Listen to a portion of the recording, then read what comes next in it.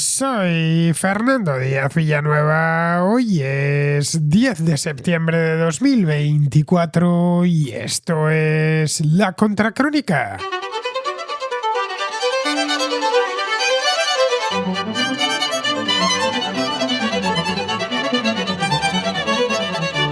El ganador de las elecciones venezolanas del pasado mes de julio, Edmundo González Urrutia, aterrizó este domingo en Madrid proveniente de Caracas. Lo hizo en un avión de la Fuerza Aérea proporcionado por el gobierno español. La noticia pilló por sorpresa a casi todo el mundo. En Venezuela muchos lo recibieron con estupor, ya que, aunque González Urrutia llevaba un mes refugiado en la residencia del embajador de los Países Bajos, al menos estaba allí, a pie de obra, para seguir batallando contra el régimen que le robó la victoria. Otros, en cambio, han respirado aliviados, ya que se temía por su seguridad. González Urrutia tiene ya 75 años y es poco probable que sobreviviese a las duras condiciones carcelarias que el chavismo impone a los presos políticos. Su exilio en España está plagado de incógnitas, porque ni el gobierno español, ni el venezolano, ni el propio González Urrutia han dado demasiados detalles al respecto. Todo lo más que sabemos es que el presidente electo de Venezuela, nada más poner un pie en España, denunció, y esto es textual, presiones, coacciones y amenazas para impedir su salida del país. Al parecer, todo se arregló mediante una negociación entre los gobiernos de España y Venezuela, con José Luis Rodríguez Zapatero de por medio. Para Nicolás Maduro es una excelente noticia, ya que se quita un opositor de en medio. Un opositor más simbólico que real, cierto es, pero que ganó en justa lid las elecciones del 28 de julio. Queda por saber qué condiciones ha tenido que aceptar González Urrutia para poder marcharse. En tanto que se ha acogido a la figura de refugiado, es posible que tenga que cumplir una serie de requisitos de índole política. Por de pronto se instalará en Madrid, donde ya vive una de sus hijas desde hace años. Podrá ir al fútbol, a ver a su equipo favorito, que según me enteré el otro día leyendo un perfil biográfico suyo, es el Real Madrid. Se sumará a la nutrida comunidad venezolana que reside en la ciudad y engrosa desde ya mismo la lista de líderes opositores en el exilio, especialmente en España, que es donde suelen radicarse la mayor parte de ellos. Algunos muy significados como Antonio Ledezma o Leopoldo López. Ledezma, exalcalde de Caracas, huyó de Venezuela en 2017 tras pasar 2 años y 9 meses en prisión. Salió a pie de Venezuela y desde Colombia voló a Madrid. López pasó 3 años y medio en la cárcel de Ramo Verde y otros 2 años en arresto domiciliario. Se refugió luego en la embajada española en Caracas y tras más de un año allí viajó a España. Afortunadamente, González Urrutia no ha tenido que pasar por la cárcel. Desde el primer momento se sabía que el régimen iba a ir a por él, de modo que trató de permanecer escondido en la embajada de los Países Bajos. Entretanto, el régimen bolivariano consumó el fraude a pesar de las protestas internas y externas, todo sin necesidad de mostrar las actas electorales y desatando una feroz represión que se ha cobrado hasta la fecha más de 25 víctimas mortales y unas 1.500 detenciones. El gobierno de Nicolás Maduro ha puesto en busca y captura a todos los líderes opositores y acosa desde hace semanas la embajada argentina en Caracas, donde se refugian 6 opositores desde el pasado mes de marzo. La situación ha empeorado en las últimas semanas. La policía venezolana ha asediado el perímetro de la legación y han cortado incluso el suministro eléctrico. Con González Urrutia, la oposición pone a salvo a uno de sus principales activos, pero la situación es realmente crítica. Hay unos 2.500 presos políticos en las cárceles chavistas, centenares de opositores han huido del país por temor a represalias que están siendo esta vez especialmente duras, y no se atisba una solución fácil a esto.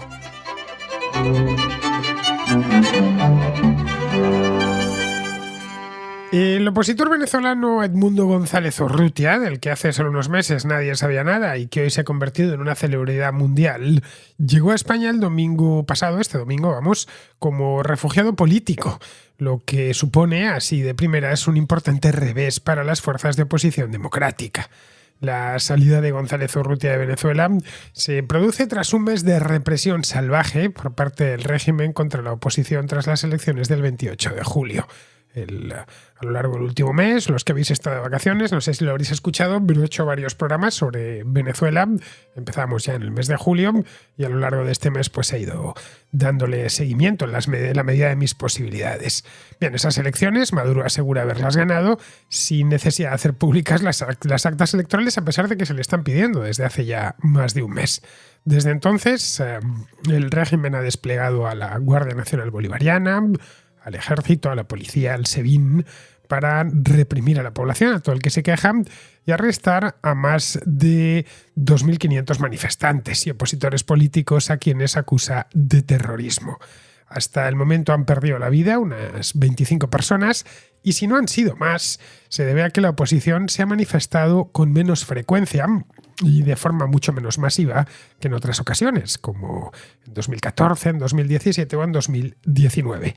Esta vez la oposición sabía que el régimen iba a ir a por todas y ha tenido además infinidad de problemas para poder convocar manifestaciones en la calle. Aun con todas, lo han hecho y se han manifestado varias veces a lo largo del último mes. El propio González Urrutia estaba en busca y captura, ya que el fiscal general, un tipo llamado Tarek William Saab, un tipo especialmente siniestro, ordenó su detención.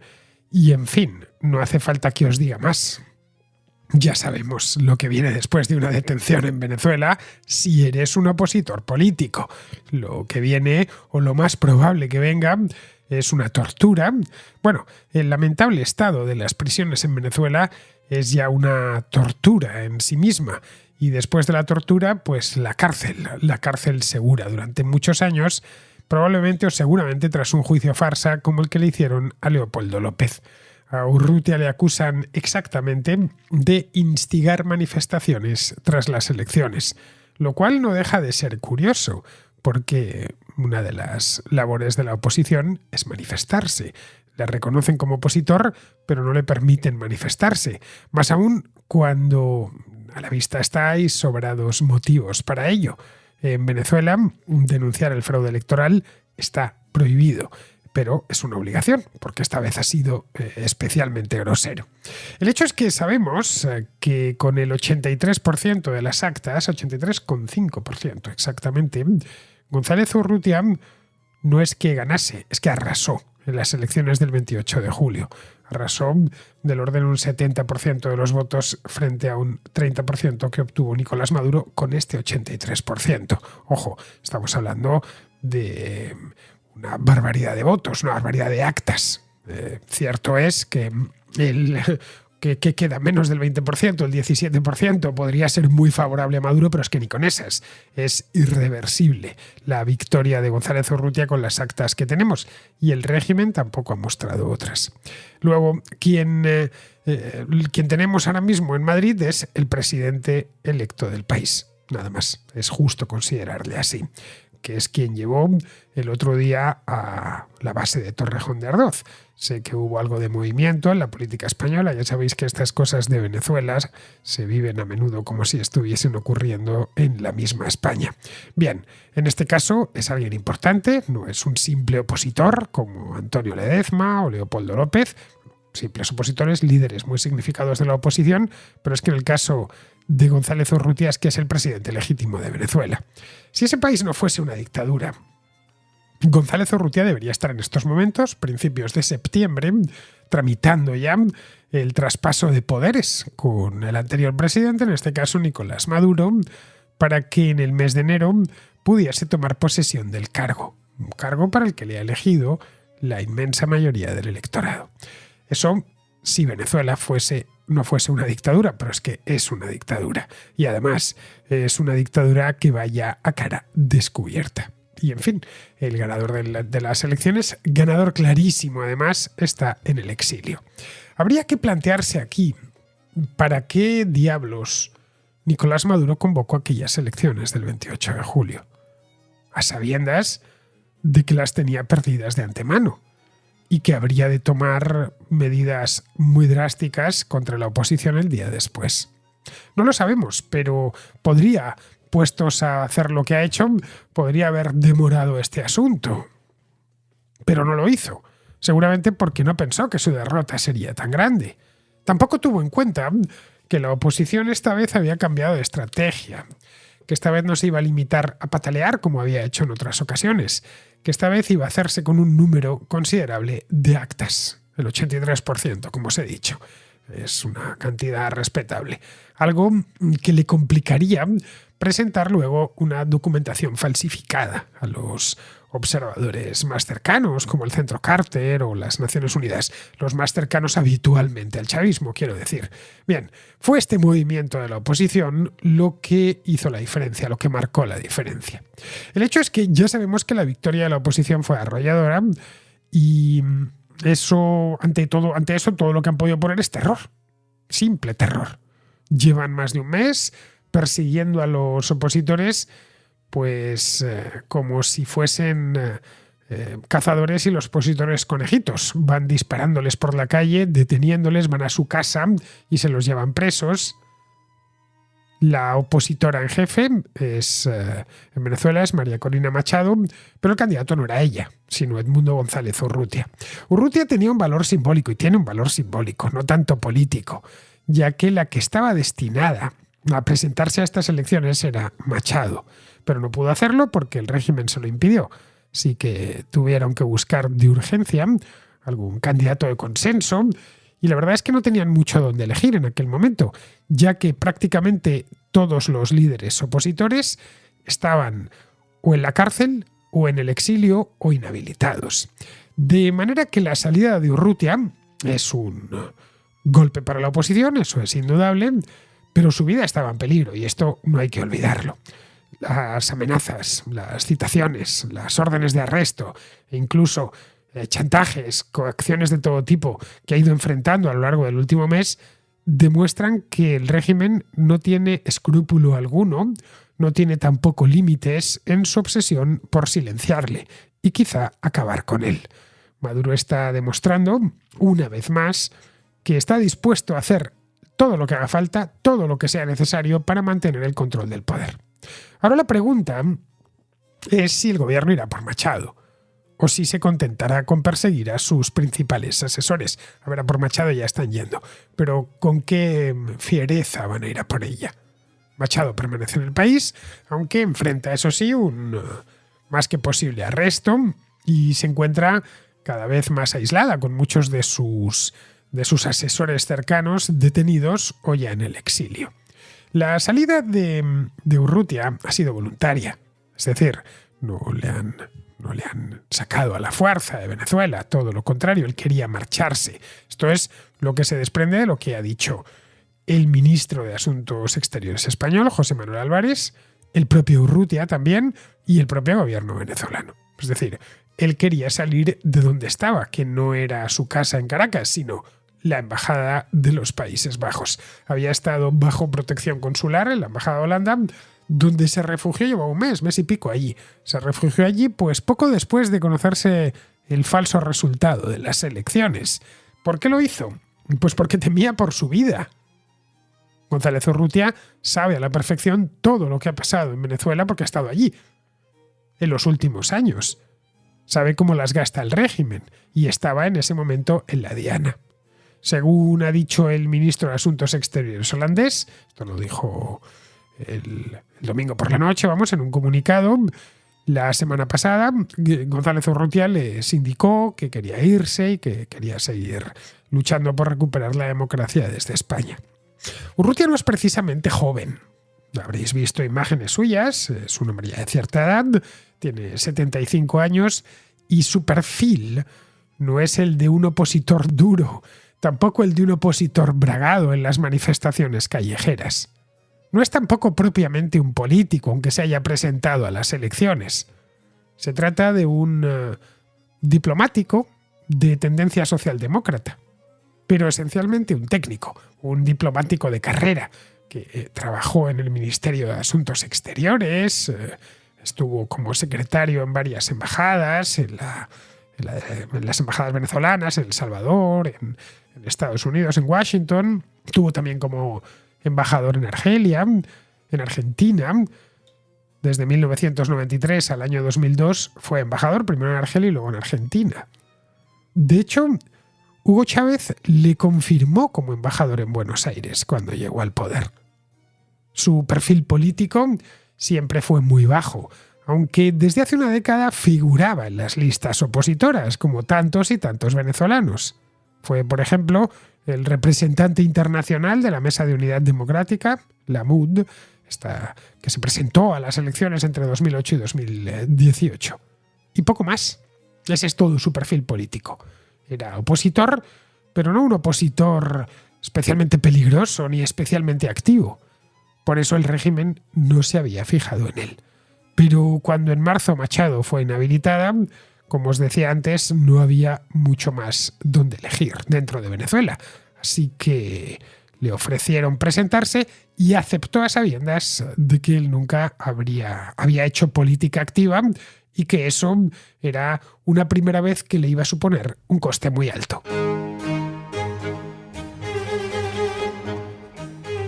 En este punto habría que preguntarse por qué González Urrutia aceptó la oferta de la oposición, esto fue este mismo año, para encabezar la lista opositora. Un hombre ya, como he dicho, de 75 años y que no tenía tampoco un perfil político con excesivo relieve. De hecho, era más bien todo lo contrario. Pues la verdad es que no lo sabemos. Él sabrá las razones que le empujaron a hacerlo. Una de ellas seguramente sea el patriotismo y querer que su país recupere la democracia. Esa es una de ellas. Otra, que viese que esta vez sí, esta vez había posibilidades reales de acabar con el chavismo, apuntándose a una victoria clara, clarísima, que obligase al régimen a negociar. Las encuestas, y esto es continuo, es una tras otra, muestran que los venezolanos rechazan de plano a Nicolás Maduro. Lo cual tampoco es extraño. Nicolás Maduro no lleva unos meses o un año en el poder. No estamos en 2014, cuando estallaron las primeras grandes manifestaciones contra él. En aquel entonces llevaba, pues eso, un año en el poder, incluso menos. Bueno, algo más porque él había entrado como presidente interino en 2012. No. Ahora lleva ya 11 años. 11 años de desgobierno marcado por el autoritarismo, por la hiperinflación, por la corrupción rampante y por una pésima gestión que ha conducido a un colapso prácticamente total de la economía y al éxodo de unos 8 millones de personas. De hecho, González Urrutia acaba de unirse a ellos. Sucedió que una vez ya como cabeza de cartel se celebraron las elecciones y pasó lo que estaba previsto que pasase, lo que tenía que pasar, que la oposición ganó. Pero el régimen se cerró sobre sí mismo, anunciando la misma noche electoral, unas horas después de que cerrasen los colegios electorales, una victoria de Maduro que nadie se creyó. Porque es que además iban sobrados aquel día. No le dieron una victoria por 2 puntos, 1 punto, unas décimas. Fue una victoria holgada. Se notaba que lo habían puesto un poco, dame un número y lo ponemos aquí y ya. Y con esto tiramos para adelante. El Consejo Nacional Electoral, que es la autoridad electoral de Venezuela, está controlado directamente por el régimen, aún no ha publicado las actas, mes y pico después de declararle ganador, a pesar de que se las ha pedido todo el mundo. Al principio incluso el gobierno llegó a culpar, cuando le pedían las actas, de un ataque informático, una cosa muy extraña, desde Macedonia del Norte, por la demora que había, que no podían entregarlas. Bueno, ahora directamente es que no quieren publicar nada. Entre tanto, los jueces que el propio Nicolás Maduro eligió personalmente por el Tribunal Supremo han hecho lo que tenían que hacer, o lo que se esperaba que hiciesen. Es decir, reafirmar su reelección en un fallo de hace un par de semanas que no puede ser recurrido de manera alguna. Estados Unidos, la Unión Europea, otros países de América han pedido a Maduro que publique las actas y que reconozca la derrota. La disputa ha afectado incluso a las relaciones de Venezuela con países que Maduro tenía como amigos, países aliados como Colombia o Brasil, cuyos gobiernos, el de Gustavo Petro y el de Lula da Silva, como bien sabemos, son de izquierdas. Bien, tanto Petro como Lula han tratado de mediar una solución, de buscar una negociación, pero no cuentan en absoluto con la cooperación del régimen. El régimen se ha concentrado en reprimir a todo el que proteste, especialmente al círculo cercano a María Corina Machado. La semana pasada, en una videoconferencia, dijo María Corina Machado que miles de activistas de la oposición, como ella misma, están ahora escondidos. ¿Y por qué? Pues porque temen ser arrestados y saben, como os decía antes, lo que viene después. Entre ellos hay 6 asesores de María Corina Machado que trabajaban con ella en la campaña electoral, que desde el mes de marzo se encuentran refugiados en la embajada argentina en Caracas. Bueno, esto sucedió este mismo fin de semana. Ha sido un fin de semana muy venezolano. Primero tuvimos lo de la embajada argentina y luego lo de Urrutia volando hacia Madrid. Bueno, pues el sábado pasado, agentes uniformados, iban de negro, eran del SEBIN, del Servicio Bolivariano de Inteligencia, rodearon por completo la embajada y cortaron incluso el suministro eléctrico. Hubo temores de que el complejo diplomático iba a ser asaltado. Es decir, que no le iba a parar ni siquiera eso. Venezuela y Argentina ya no tienen relaciones diplomáticas, las cortaron, y Brasil ha asumido la custodia de la embajada. Maduro expulsó a los diplomáticos argentinos después de una pelea con Javier Milei, que por supuesto ha apoyado a González Urrutia y se ha convertido además en el enemigo número 1 del chavismo, con el permiso de Elon Musk o de, como no sé cómo le llama, Elon Musk o algo así. Pero vamos, que oficialmente no hay embajador, bueno, ni oficial ni oficiosamente no hay embajador argentino en Venezuela, pero esa sigue siendo la embajada argentina. Así que lo que hizo Argentina fue encargar su custodia a la legación brasileña.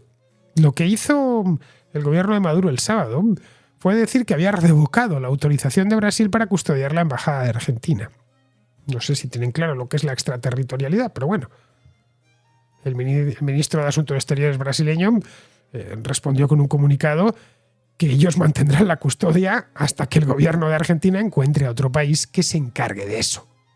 La cuestión es que para que Maduro tenga que andar amenazando a Lula, ya tiene que andar mal la cosa. Podríamos pensar que con la salida de Urrutia, Maduro se ha apuntado un tanto. Pero no creo que sea tan así. Indiscutiblemente le viene bien, uno menos. Pero el peso específico de Urrutia era pequeño. Tiene, como decía antes, valor simbólico, es indiscutible. Y a los símbolos, especialmente si son valiosos, es bueno tenerlos a buen recaudo. En España a Urrutia nada malo le va a pasar, cosa que no era ni mucho menos segura en Venezuela, si se quedaba en Venezuela, no digamos ya si salía de la embajada de Holanda. En Madrid al menos podrá estar con su familia. Pero aun dando por bueno que esto favorece al chavismo, algo que sinceramente dudo, el resto le ha salido todo mal al régimen en los últimos meses. Lo que en principio debía ser otra puesta en escena electoral, como las que vienen haciendo desde hace década y media, se ha convertido en una cadena de fracasos, uno tras otro, que comenzaron con la victoria de María Corina Machado en las primarias de la oposición, donde laminó a los opositores que estaban dispuestos a entenderse con el régimen. Luego vinieron las inhabilitaciones, algo con lo que Machado contaba, claro. El régimen inhabilitó a María Corina Machado y en lugar de complicarse en un largo proceso legal para apelar su inhabilitación, un proceso legal que no iba a ir a ninguna parte, señaló a Corina Lloris, que también fue inhabilitada. Ahí apareció la figura de Edmundo González Urrutia, a quien no podían inhabilitar porque su perfil era bajísimo y no se le podía culpar de nada. Llegaron las elecciones y las perdieron. La oposición supo movilizar al electorado y gracias a los interventores, los 600.000, los famosos comandos de los que os hablaba antes de las elecciones, que fue enviando a los centros electorales, consiguió hacerse con el 83% de las actas, que luego hicieron públicas en Internet. Eso ha puesto en evidencia a Maduro. El fraude ha quedado destapado, y ni los gobiernos cercanos, como el de Brasil o el de Colombia, no digamos ya el de Chile, donde Boric se ha convertido en un antichavista convencido, ¿quién nos lo iba a decir? Pero tampoco para observadores como el Centro Carter, que en otras ocasiones daban por buenos los resultados, y ahora ya no pueden sostener su apoyo. Solo tiene de su lado a Cuba, a Putin, a los ayatolás iraníes y a la extrema izquierda española. No sabemos, no tenemos ni idea lo que pasará de aquí en adelante. Pero la batalla por el relato la han perdido de forma estrepitosa, al menos hasta ahora. Que Urrutia esté en Caracas refugiado en una embajada o en Madrid en casa de su hija es lo de menos. Llevaba desaparecido desde el 29 de julio y realmente nadie le votó a él personalmente, sino a lo que él y otros muchos representan. Su papel en lo que esté por venir durante los próximos meses es importante, pero no fundamental.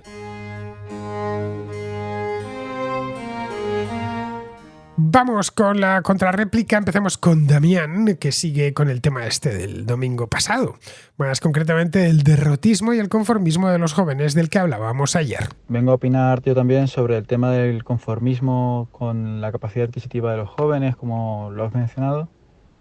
Creo que no es tanto que estemos menguados, que evidentemente también, porque la ganancia está ahí, o la productividad está ahí, mejor dicho, sino que hemos normalizado que se nos quite de la mitad, cuando no más, de lo que producimos, con la excusa o con el pretexto de que luego lo tendremos en forma de dádivas, como las pensiones, cuando nos haga falta, o la seguridad social, o en general un sistema que está ahí para ofrecernos una seguridad. Entonces yo lo que estoy viendo, Fernando, es que hemos priorizado la sensación de seguridad sobre los proyectos de vida personales. Y personalmente, ¿qué quieres que te diga? Yo quiero empezar a vivir ahora, o mejor dicho, me hubiese gustado empezar a vivir hace 10 años y no cuando tenga 60. Tenemos en España una idea equivocada de lo que es la seguridad en el empleo. Cuando a alguien le preguntas qué es un trabajo seguro, te dice que es un trabajo para toda la vida. Es decir, ese trabajo en el que entras con, 23 años y te jubilas a los 65 sin haberte movido casi del mismo puesto. Es decir, esencialmente un trabajo funcionarial. Pero esa no es la idea, o no debería ser la idea de la seguridad en el empleo. Eso es querer un trabajo para toda la vida sin importar la naturaleza del trabajo. Eso no es la seguridad en el empleo. La seguridad en el empleo es poder perder tu trabajo y encontrar otro en pocos días. Otro que sea igual o mejor que el que tenías. Es no estar a gusto en tu trabajo, que sucede muy a menudo, y poder marcharte sin miedo. Eso es seguridad y estabilidad en el empleo. Y eso solo lo da un sistema laboral flexible y una economía bien capitalizada, en la que abunde la inversión y se cultive el riesgo. Porque la idea esa del trabajo seguro, lo único que nos dice es la aversión al riesgo monstruosa que hay en España. Esa es la razón, en última instancia, por la que en España hay menos empresarios que en otros países. Hay mucha gente que se plantea ponerse por su cuenta, pero le asusta la posibilidad de fracasar y sabe todo el papeleo que lleva. Y el tema del fracaso es inevitable. Yo creo que todos los empresarios fracasan al menos una vez en su carrera. Esa idea de que el riesgo es algo malo y algo a evitar está muy arraigada en la mentalidad española. Una de las cosas que uno descubre cuando conoce otros países, especialmente los de tradición anglosajona, es la cantidad de empresas y empresarios que hay. Y eso y que los empresarios no tienen mala fama, todo lo contrario que en España. En países como Estados Unidos, alguien que emprende se le considera una persona valiente. Algo similar sucede en el Reino Unido, en Canadá o en Australia. Y en España, mucha más gente de la que pensamos tiene una relación dual hacia la empresa y los empresarios. O piensan, mejor dicho, no es mi caso, pero piensan que son unos imprudentes que se han expuesto a un riesgo seguro e innecesario, o piensan que son unos tiburones que quieren explotar a los trabajadores, estafar a sus socios y ganar mucho dinero con poco esfuerzo. Es decir, que esa misma persona que le va a decir a su hijo que no se ponga por su cuenta, que no monte un negocio porque va a asumir una cantidad de riesgos gigantesca, a la vez piensa que tal o cual empresario se está aprovechando de sus trabajadores y de sus clientes haciéndose de oro por el camino. Esto enlaza directamente con esas encuestas que se hacen en las universidades todos los años, en las que preguntan a los recién graduados qué pretenden hacer a partir de ese momento. Un número muy elevado, generalmente mayoritario, se plantea seriamente hacer una oposición. Muchos lo tienen ya clarísimo. Los que tienen pensado emprender y montarse una empresa nada más terminar la carrera son poquísimos. Los que pretenden hacerlo después de un breve periodo en una empresa privada también son pocos. Es que ni siquiera en carreras relacionadas con el mundo empresarial, como económicas o ADE. No digamos ya los resultados que alumbran esas encuestas en disciplinas más típicamente de humanidades, como las filologías, la filosofía o la historia.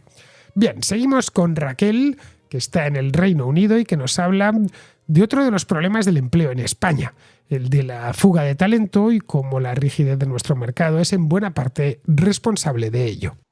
Hola, Fernando y Contraescuchas. Me gustaría añadir dos temas que en realidad son parte de una problemática más amplia al debate que comenzaste con Laura y Paco sobre las expectativas de los jóvenes profesionales en España, y son la fuga de cerebros y la rigidez del sistema laboral español. La fuga de cerebros en España se aceleró a partir de la crisis económica de 2008 y continúa siendo una realidad bastante preocupante. Según un informe del Instituto Nacional de Estadística, entre 2010 y 2020, más de 87.000 personas con educación superior abandonaron el país para buscar oportunidades laborales en el extranjero. De hecho, un estudio de la Fundación BBVA revela que más del 60% de los jóvenes españoles que emigran tienen entre 25 y 44 años y en su mayoría poseen cualificación universitaria. Estos son jóvenes cualificados que, como yo, se han formado en universidades públicas españolas, pero que nunca hemos podido contribuir a la economía del país, ya que emigramos poco después de terminar nuestras carreras. Este fenómeno tiene graves consecuencias para el desarrollo económico y social de España. La pérdida de talento y el déficit de profesionales en sectores clave como la tecnología, la ingeniería y la salud se está volviendo cada vez más evidente. En áreas como la ciencia y la tecnología se estima que España se enfrenta a una escasez de profesionales especializados. Además, se invierten importantes recursos públicos en la formación de capital humano que finalmente termina contribuyendo al desarrollo de economías extranjeras. He encontrado un informe del think tank del Real Instituto Elcano que destaca que el coste por alumno en universidades públicas españolas ronda los 7.000 euros anuales, lo que significa una enorme pérdida de inversión para el país. Y ojo, no estoy en contra de la inversión en la formación de capital humano, todo lo contrario. El problema es que el sistema laboral español no tiene la flexibilidad necesaria para absorber a estos jóvenes formados y darles las oportunidades que buscan. Y esto me lleva al segundo punto, y es la rigidez del mercado laboral español. Un mercado en el que se le da más valor a un título que a las competencias, habilidades o el deseo de aprender de un candidato. Además, el entorno laboral está dominado por la figura del funcionario como salida profesional principal, lo cual refleja una mentalidad bastante conservadora y poco adaptable. El número de empleados públicos en España creció un 9,5% entre 2015 y 2022, lo que pone en evidencia que para muchos jóvenes ser funcionario sigue siendo la vía preferida, aun cuando el país tiene las tasas de emprendimiento más bajas de Europa, y a mí personalmente me pone los pelos de punta al pensar que te casas con un trabajo por los próximos 60 años solo salir de la universidad. En fin, esta falta de apoyo al emprendimiento y la poca flexibilidad del mercado laboral terminan empujando a aquellos que desean algo más a buscar oportunidades en el extranjero. Con lo cual, creo que estamos ante un problema estructural muy serio que afecta al desarrollo económico y social de España y al que no se le presta la atención que merece por parte de los gobiernos. Aunque encontrar una solución, estoy segura de que no es sencillo, las repercusiones de no abordar este problema solo se agravarán con el tiempo. Y ya está, solo me gustaría escuchar tu opinión sobre ello. Un saludo enorme y muchas gracias por tu programa. Mi opinión, Raquel, es que comparto al 100% de lo que has dicho. Las universidades españolas, las públicas por lo menos, cuestan una fortuna al contribuyente todos los años y están formando profesionales para que jamás trabajen en España. Y no por falta de deseo de esos profesionales, a quienes, como es lógico, pues a muchos les hubiese gustado poder desarrollarse profesionalmente en su país, sino por una falta crónica de oportunidades para ese tipo de profesionales. Y cuando las oportunidades se presentan, lo hacen con salarios más bajos que en otras partes de Europa. Esto hace medio siglo ya era así. Es decir, que los ingenieros españoles ganaban menos en los años 70 que los ingenieros alemanes. En los años 70, un ingeniero que salía de la Politécnica encontraba trabajo en España y su sueldo era menor que el que ganaban los ingenieros en Alemania o en Bélgica. Pero claro, marcharse era mucho más difícil. Eran necesarios visados, permisos de residencia, no se estudiaban ni se hablaban tantos idiomas como hoy, los viajes eran caros. Hoy un ingeniero sale de la Universidad Politécnica después de haber hecho, qué sé yo, un año de Erasmus en Suecia, y aparte de la ingeniería, se maneja muy bien en inglés y hasta en sueco se aprovechó bien aquel año. Tiene además mucha más cultura de viaje y menos presión social para casarse y sentar la cabeza tan pronto como termine la carrera. Es decir, que tiene unos años ahí de experimentación. Y luego, por último, y lo definitivo, tiene 26 países de renta alta a su disposición, algunos con mucha oferta laboral y sueldos muy elevados, a los que marcharse sin necesidad de visado, ni de permiso de residencia, ni de nada. Solo tiene que tomar el avión o irse en su propio vehículo, alquilar un apartamento y empadronarse en la ciudad en la que vaya a vivir. Bien, mete todo esto en una coctelera, agítalo y entiendes por qué hay tantos titulados superiores trabajando en Centro Europa o en los Países Bajos. Luego, por otro lado, está el tema de los títulos. En España, y esto creo que es bien sabido, hay una titulitis enfermiza para todo. Una titulitis que bebe de dos fuentes. La primera, que en las familias españolas hubo siempre mucho complejo por no tener estudios universitarios, algo que pues hasta hace no tanto tiempo estaba solo al alcance de unos pocos. Bien, eso hizo que cuando se extendió la educación superior a partir de los años 60, pues todo el mundo empezó a ir a la universidad. Súmale a eso que en un mercado laboral, y esto creo que es lo más importante, en un mercado laboral en el que siempre hubo más demanda que oferta, manda la oferta, que puede poner todos los requisitos que quiera porque los puestos son limitados. Es decir, que hay muchos más que los demandantes. Que hay muchos menos puestos que gente demandándolo. El resultado, pues es que a los 17, 18 años ya te están presionando para que digas lo que quieres ser el resto de tu vida, si no antes. Algo que ya de por sí es aberrante, porque a esa edad te falta todavía mucho por madurar. De hecho, y esto es otra observación que daría para un debate aparte, en España hasta cambiar de oficio está mal visto, algo que por lo demás es muy común en otros países. Bien, seguimos con José Andrés, que es de Barcelona y que nos habla de Putin y de si podría terminar como Slobodan Milosevic. Estoy siguiendo con mucho interés tus servicios sobre Ucrania, como todo lo que haces, muy interesante y muy bien llevado. En uno de ellos dices que Putin se ha pegado un tiro en el pie y que ha cavado su propia tumba. Hace poco he visto un reportaje, una miniserie sobre los 3 últimos días de Milosevic en Belgrado. Me preguntaba, porque son dos personajes que tienen sus puntos de conexión, me preguntaba qué te parece, qué opinas si en la línea del final que tuvo Milosevic, dentro igual de, como dices, de 5, 6, 3, 8 años, podría terminar Putin como Milosevic, derrocado por su propio pueblo y entregado al Tribunal de la Haya. Sería un final interesante. Pues nada más. Muchas gracias, Fernando. Un abrazo. Eso de que Putin se había pegado un tiro en el pie y que se había cavado su propia tumba, lo dije nada más empezar la invasión, hace ya 2 años y medio. Y no solo me reafirmo, es que por el tiempo que transcurrió desde entonces, la situación de Putin es que no ha hecho más que empeorar, está peor de lo que yo pensaba. En aquel momento no pensaba yo que Europa iba a desacoplarse por completo de Rusia, o que el propio Putin iba a estar en busca y captura, con una orden del Tribunal Penal Internacional. Bueno, y eso mismo es lo que ha sucedido. Hoy es un paria internacional y bueno, ha metido a su país en un atolladero del que le costará mucho, años y años salir. Incluso aunque lleguen a un acuerdo en lo de Ucrania relativamente favorable. Luego, respecto a lo que preguntas de si Putin podría correr la misma suerte que Milosevic, personalmente no lo creo, porque Rusia no es Serbia.